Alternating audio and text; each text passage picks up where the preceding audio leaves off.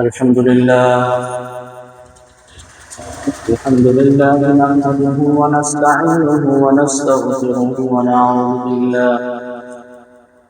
ونعوذ بالله من شرور أنفسنا ومن سيئات أعمالنا. من يهد الله فلا مضل له وأشهد أن لا إله إلا الله وحده لا شريك له وأشهد أن محمدا عبده ورسوله الذي أرسله بالحق بشيرا ونذيرا وداعيا إلى الله بإذنه وسراجا منيرا. فقد قال الله تعالى في كلامه المجيد: أعوذ بالله من الشيطان الرجيم. بسم الله الرحمن الرحيم. لن ينال الله لحومها ولا دماؤها ولكن يناله التقوى منكم. وقال النبي صلى الله عليه وسلم أو كما قال عليه الصلاة والسلام: صدق الله مولانا العظيم وصدق رسوله النبي الأمي الكريم ونحن على ذلك لمن الشاهدين والشاكرين والحمد لله رب العالمين. मरने वाला मर जाएगा, जीने वाला कोई नहीं, रोने वाला बहुत होगा, जाने वाला कोई नहीं। ला इलाहा इल्लल्लाह। একটু জিকির করি, লা ইলাহা ইল্লাল্লাহ।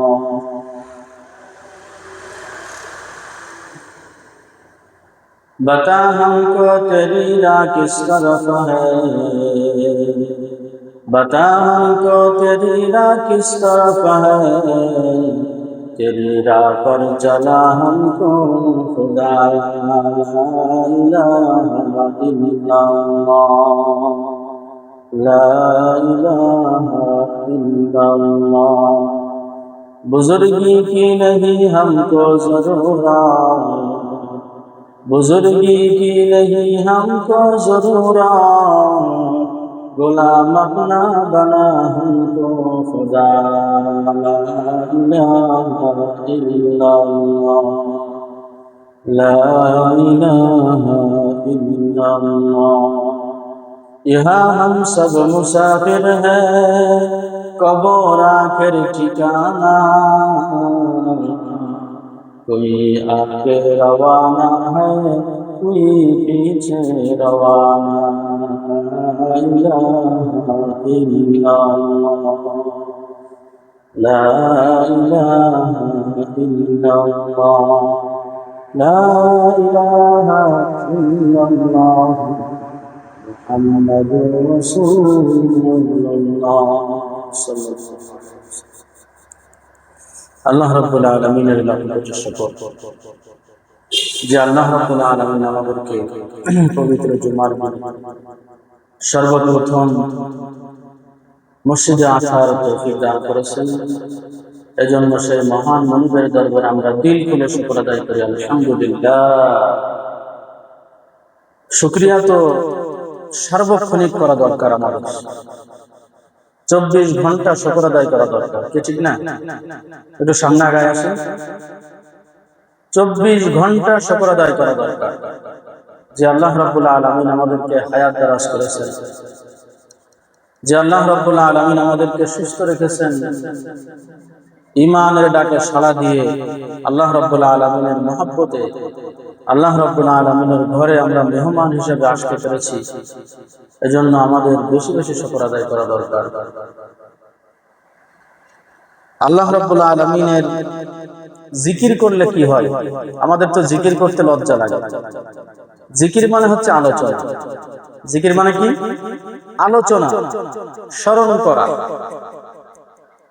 আল্লাহ রাব্বুল আলামিন হলেন আমাদের সৃষ্টিকর্তা, আল্লাহ রাব্বুল আলামিন হলেন আমাদের পালনকর্তা, আল্লাহ রাব্বুল আলামিন হলেন আমাদের জীবনের মালিক, সব কিছুর মালিক হলেন আল্লাহ। আমাদের হাতে কিছুই নাই। আমাদের হাতে আল্লাহ রাব্বুল আলামিন হলেন আমানত রেখেছেন, সব কিছু আমানত রেখেছেন।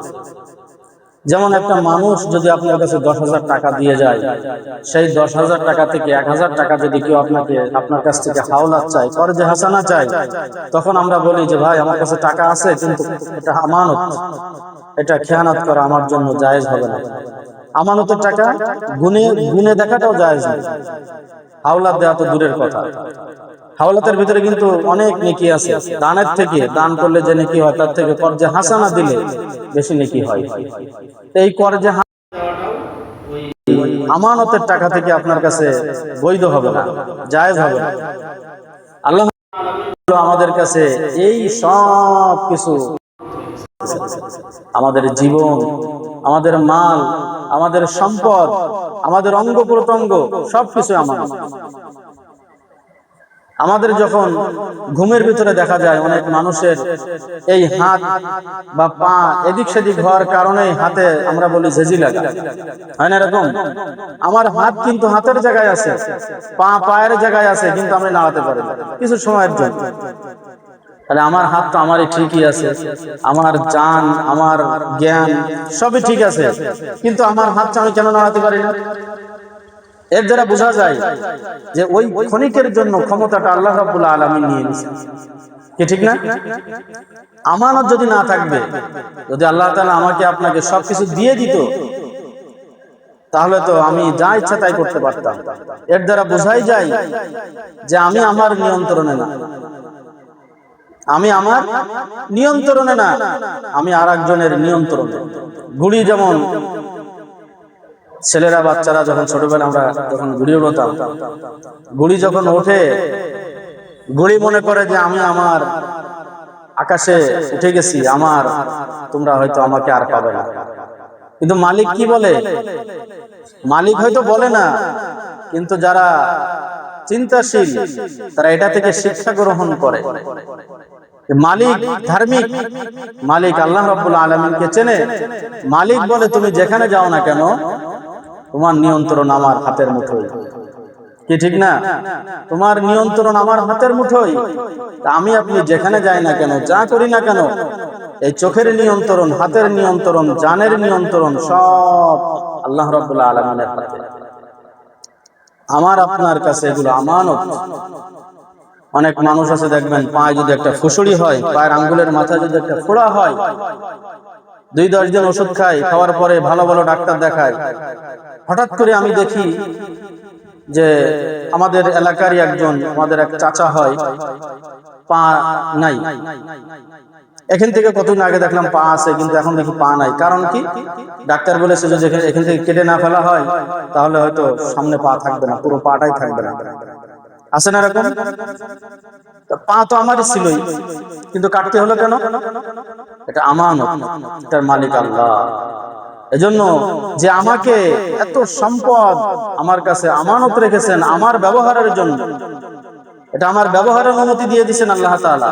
দুনিয়ার মানুষ যদি কোনো কিছু আমার আপনার কাছে আমানত রাখে, এই আমানতের ব্যবহার কিন্তু দিয়ে দেয় না, যে আপনাকে ব্যবহার করতে দিলাম, এরকম অনুমতি কিন্তু দেয় না।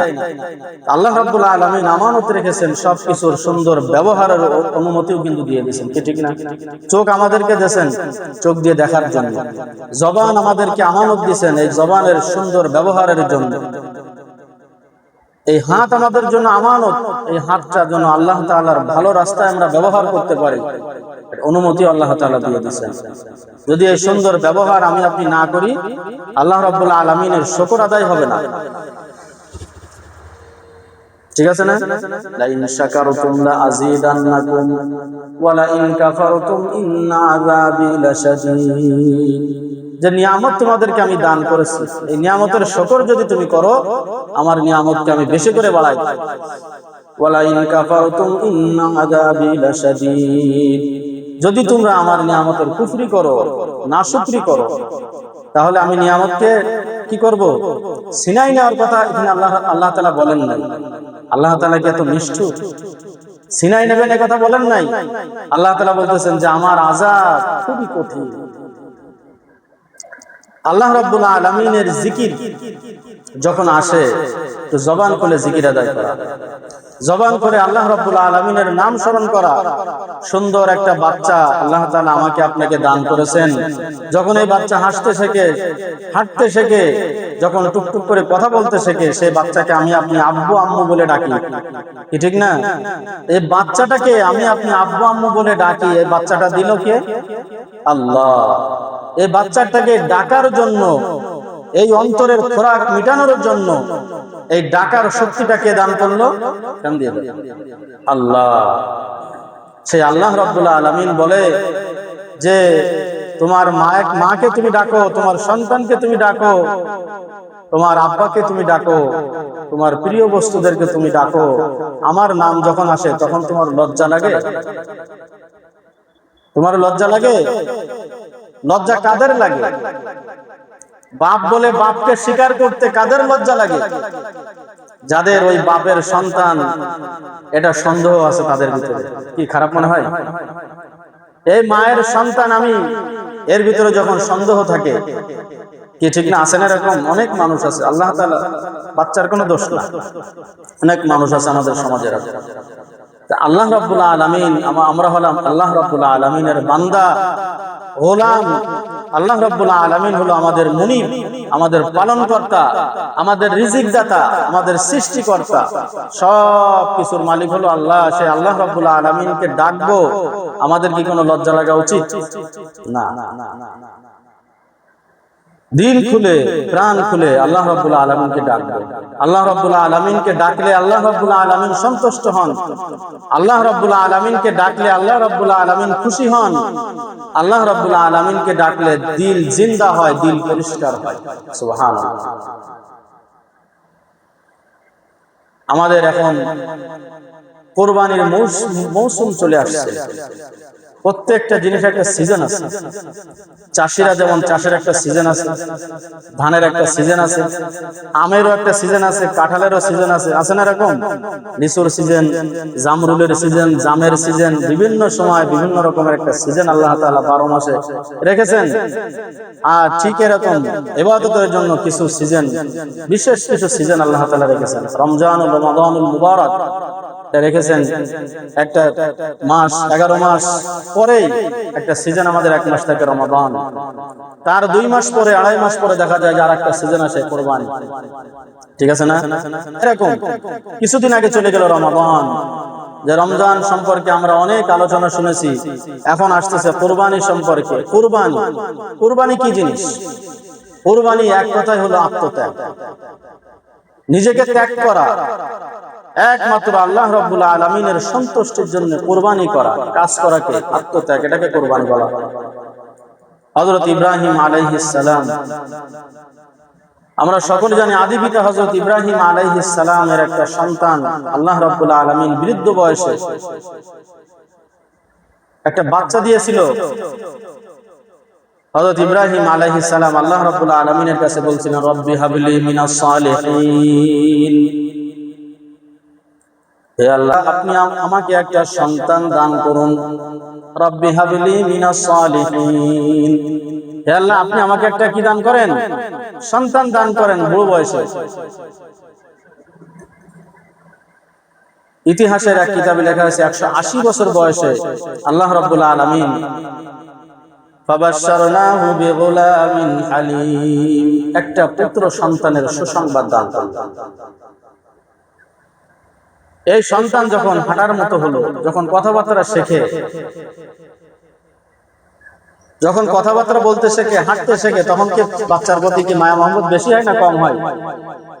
যখন নবজাতক থাকে তখন একরকম মহব্বত, যখন একটু কথাবার্তা বলা শেখে, একটু বাপের সাথে হাঁটাহাঁটি যখন করে, মায়ের সাথে যখন চলাফেরা করে, তখন কিন্তু মহব্বত আর এক রকম হয়, কি ঠিক না? আমাদের সকলের সন্তান আছে, আমরা জানি। এই বয়সে যখন ছেলেটা কি করলো, যখন কথা বলা শিখতেছে, হাঁটাহাঁটি চলাচলের অবস্থা যখন হলো, তখন কি বলতেছেন, ইন্নী আরা ফিল মানাম ইন্নী আযবাহুকা ফানজুর মাযা তারা, যে আমি স্বপ্ন দেখতেছি তোমাকে জবাই করি, তুমি কি বলো? হযরত ইব্রাহিম আলাইহিস সালামের সন্তান তিনি বলতেছেন কি, ইয়া আবাতি ইফআল মা তুমার সাতাজিদুনি ইনশাআল্লাহু মিনাস সাবিরিন, তোমাকে যে আদেশ করা হয়েছে তুমি সেই আদেশ পালন করো, তোমাকে সবরকারীদের অন্তর্ভুক্ত তুমি হিসাবে তুমি পালন করো। এই যে সন্তানকে আল্লাহ রাব্বুল আলামিন কুরবানি করার কথা কেন বললেন? তোমার প্রিয় বস্তুকে তুমি কুরবানি করো। কুরবানির ইতিহাসটা আমাদের শুরু লগ্ন থেকে, হযরত আদম আলাইহিস সালাম থেকে কুরবানির ইতিহাস, কুরবানি এবং ইবাদত, এই দুটো জিনিস হলো আদি পুরাতন ইতিহাস। কি ইতিহাস? পুরাতন ইতিহাস। হযরত আদম আলাইহিস সালামের দুটো সন্তান ছিল, আমরা সবাই জানি, হাবিল আর কাবিল, ঠিক আছে না? হাবিলের সাথে যে হযরত আদম আলাইহিস সালামের জামানার শরীয়ত কেমন ছিল, যেমন আমাদের সমাজে এক মায়ের পেটের ভাই বোন বিবাহ করা কিন্তু জায়েজ নেই, আছে? জায়েজ নেই। হযরত আদম আলাইহিস সালামের রীতিনীতিটা একটু ভিন্ন ছিল। এক মায়ের পেটের বাচ্চাকে বিবাহ করা যাবে, কিন্তু জোড়ায় জোড়ায় বাচ্চা হতো ওই সময়। এই জোড়ায় জোড়ায় বাচ্চা হবে, এক বাচ্চা আবার পরের জোড়া যে বাচ্চা হবে সেই বাচ্চার সাথে বিবাহ করতে পারবে। যেমন প্রথম জোড়ার বাচ্চা দ্বিতীয় জোড়ার বাচ্চার মেয়ে বাচ্চার সাথে বিবাহ করতে পারবে, এরকম। হযরত আদম আলাইহিস সালামের ছেলে ছিল হাবিল আর কাবিল। এই কাবিলের সাথে জোড়া হিসেবে যে বাচ্চাটা হয়েছিল, সে বাচ্চাটা অত্যন্ত সুন্দরী ছিল। সে বিবাহ করতে চাচ্ছিল যে তার আপন বোনকে। হযরত আদম আলাইহিস সালাম বললেন যে না, এটা হবে না, তোমার বিবাহটা হবে আগের যে বোন হয়েছে সেই বোনটার সাথে। কিন্তু সে বোনটা দেখা গেল ইতিহাসে লেখে, সে বোনটা ছিল কালো, কুশ্রী ছিল। মানুষের সাদা কালো আছে না আমাদের সমাজে? আপন একসাথে জন্মগ্রহণ করেছে যে দুই বাচ্চা, কাবিলের সাথে বোনটা ছিল অত্যন্ত সুন্দরী, আর হাবিলের সাথে যেটা হয়েছিল সেটা হয়েছিল কালো। সেই হিসাবে ভাগের ভাগ পড়ে কাবিলের কার? ওই কালো মেয়েটা। এটা সে অস্বীকার গেল। তখন হযরত আদম আলাইহিস সালাম বলল যে তোমরা কুরবানি করো, তোমরা কি করো? কুরবানি করো। إذ قربا قربانا فتقبل من أحدهما ولم يتقبل من الآخر। কুরবানি করলে অনেক লম্বা ইতিহাস, সময় কম। একজনের কুরবানিটা কবুল হলো, আর একজনের কুরবানিটা কবুল হলো না। দেখা যায় যে হাবিলের কুরবানিটা কবুল হলো, কাবিলের কুরবানিটা কি হলো না? কবুল হলো না। তাহলে বোঝা গেল কি, যার কুরবানিটা কবুল হবে সে ওই মেয়েকে বিবাহ করবে। একটা পরীক্ষার একটা বস্তু হিসাবে হযরত আদম আলাইহিস সালাম এই সিস্টেমটা করলেন। কাবিলের কুরবানি যখন কবুল হলো না, তখন তো আরো রাগ হলো, তখন হত্যা করে ফেললো। কি করলো? হত্যা করে ফেললো। তারপরে আস্তে আস্তে আস্তে আস্তে আসলো আমাদের হযরত ইব্রাহিম আলাইহিস সালাম পর্যন্ত কুরবানির রসম চলে আসলো। হযরত ইব্রাহিম আলাইহিস সালাম তার প্রিয় সন্তানকে যখন কুরবানি করার আগ্রহ হলেন, তখন ছেলে সন্তান কি হয়ে গেল? রাজি হয়ে গেল। কুরবানি দ্বারা বোঝায় যে আত্মত্যাগ। এক কথায় কি বোঝায়? আত্মত্যাগ। তোমার প্রিয় বস্তুকে তুমি কুরবানি করো। আমাদের সমাজে দেখা যায় প্রিয় বস্তু কি, প্রিয় বস্তুটা কি আছে আমাদের?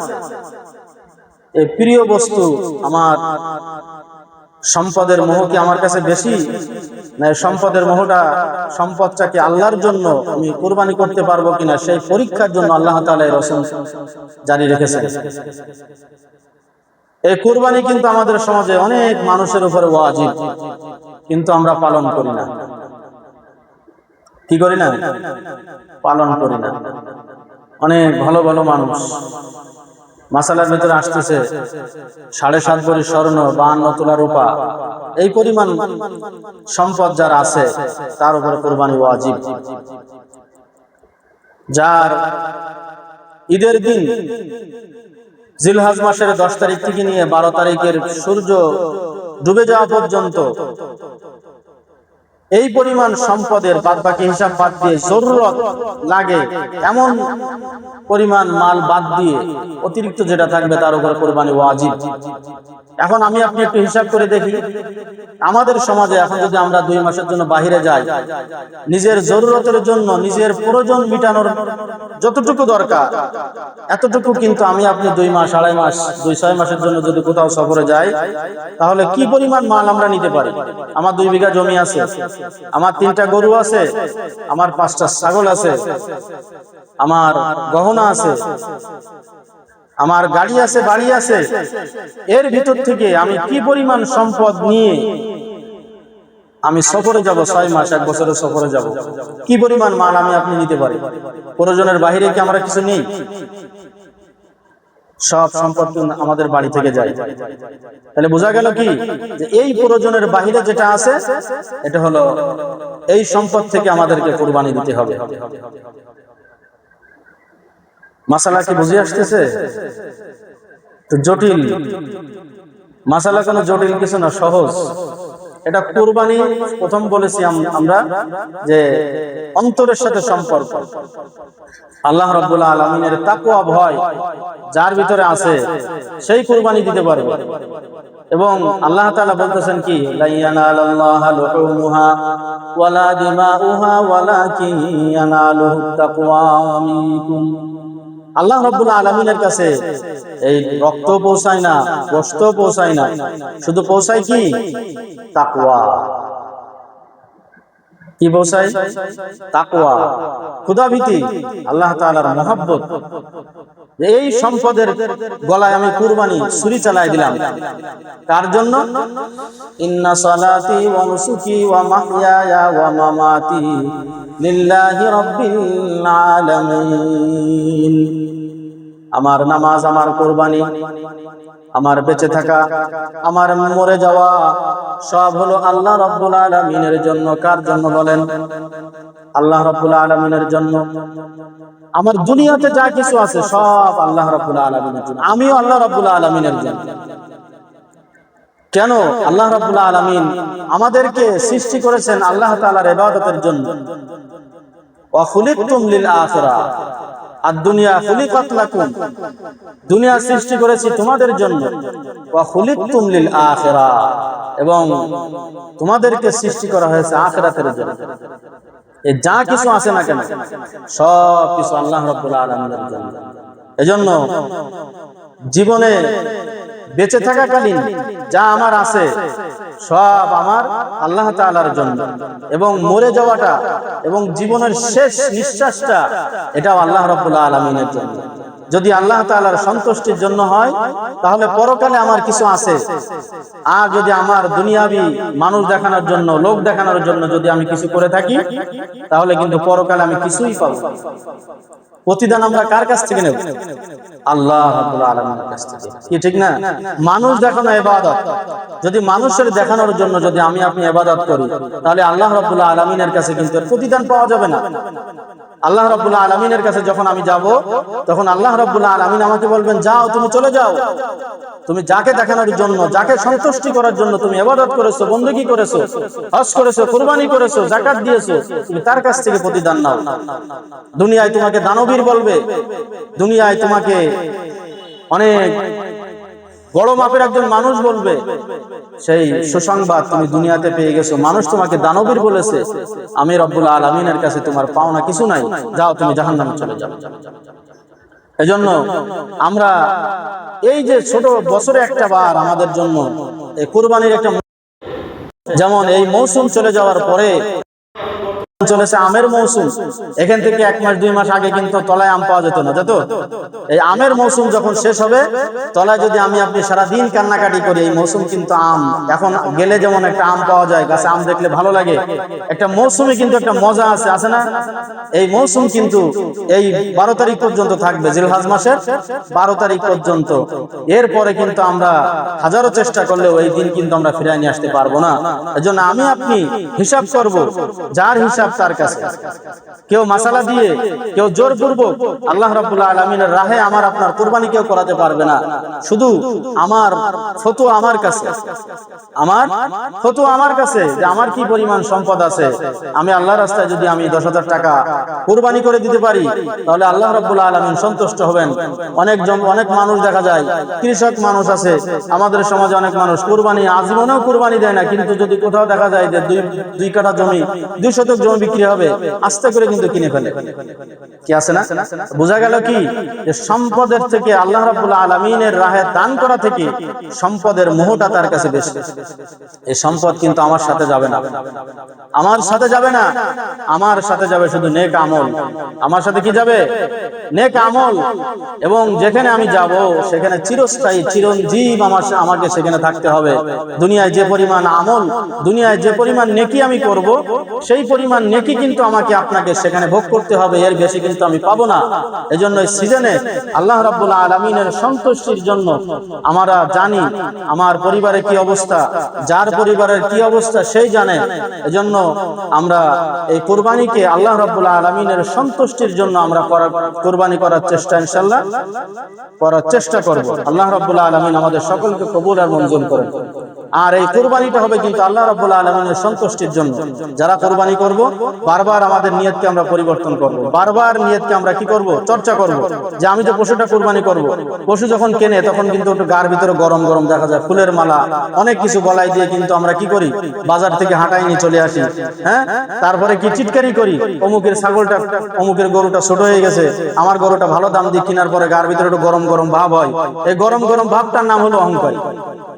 এই শয়তানের কিন্তু এরকম গরম হয়েছিল গা ভালো, যখন লম্বা সূরা দিয়ে যখন আমি নামাজ পড়ি, আমার পাশে যদি কোনো মানুষ এই নামাজ দেখে, হ্যাঁ, তখন কিন্তু যদি আমি বুঝতে পারি যে 2-5 জন লোক আমার নামাজ দেখতেছে, আমার অন্তরের ভিতরে ভালো লাগে। কি আছে না ভাই এরকম? আমার চেহারাটা সুন্দর করে সাজানোর পরে যদি খুব ভালো লাগে, অন্তরের ভিতরে অহংকার আসে, এই অহংকার মানে শেষ। সাজতে হবে কার জন্য? আল্লাহ রাব্বুল আলামিনের ইবাদতের জন্য, আল্লাহ রাব্বুল আলামিনের সন্তুষ্টির জন্য।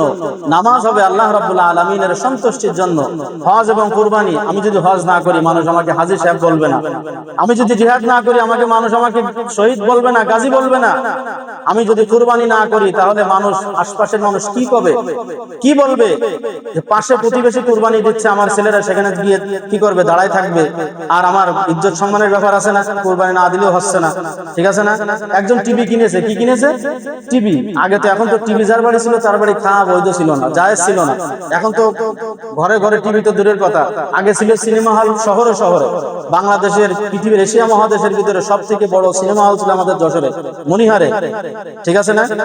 তারপরে হলো থানায় থানায়। সিনেমা হল কোথায় ছিল আগে? শহরে, জেলায় জেলায় ছিল, তারপরে থানায় থানায়, এরপরে বাজার ঘাটে চলে আসলো, এরপরে বাড়ি বাড়ি চলে আসলো টিভি। এখন তো সিনেমা হল তো পকেটে পকেটে।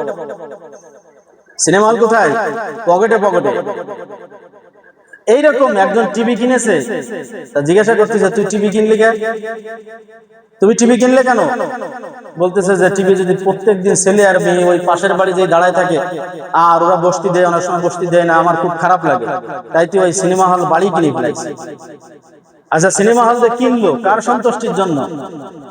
এই সন্তানের জন্য যে আমি গুনাহের একটা পথ, একটা পন্থা চালু করে গেলাম, এই সন্তানকে আমার আপনার গুনাহের ভাগীদারি নিবে? ভাগীদার হবে? ইন্না আতানা সাদাতানা ওয়া কুবারানা ফাদাল্লুনা সাবিলা। যখন ওই ছেলের কাছে জিজ্ঞাসা করা হবে যে তুমি এই তোমার চক্ষু দান করেছিলাম, এই চক্ষু দিয়ে তুমি কোরআন পড়বে, এই চক্ষু দিয়ে তুমি আলেম উলামাকে দেখবে, এই চক্ষু দিয়ে তুমি ভালো ভালো জিনিসগুলো দেখবে, আল্লাহ রাব্বুল আলামিনের নিয়ামত দেখে তুমি তোমার ঈমানকে পাকা করবে। তুমি কেন সিনেমা দেখতে, তুমি কেন নর্তকীদের নাচ দেখতে?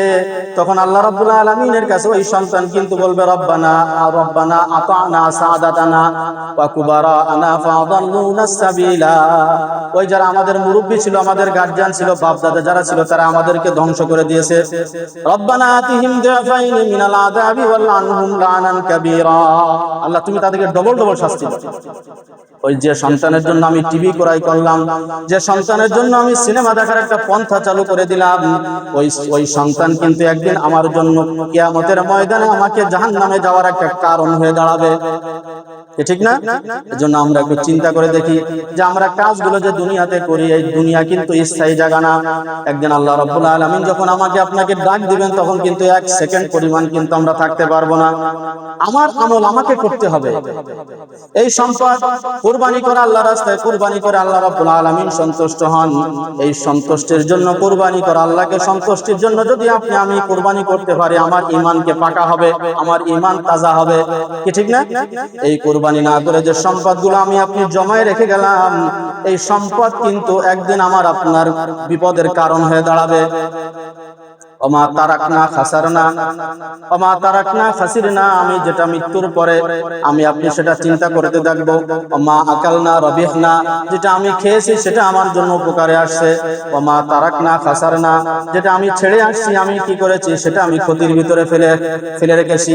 ওমা কদ্দামনা ওয়াজাদনা, যে জিনিসটা আমি আল্লাহর রাস্তায় দান করেছি সেটা আমার জন্য উপকার হয়েছে, সেটা আমি পেয়ে গেছি। এই যে কুরবানিটা, শুধু কুরবানি না, এই দান সাদকা কুরবানি হজ যাকাত যেটা আমার আপনার ইবাদতের জন্য আল্লাহ তাআলা রেখেছেন, পন্থা রেখেছেন, এটা আমার আপনার ইবাদত, এটা আমার আপনার জন্য কি ইবাদত।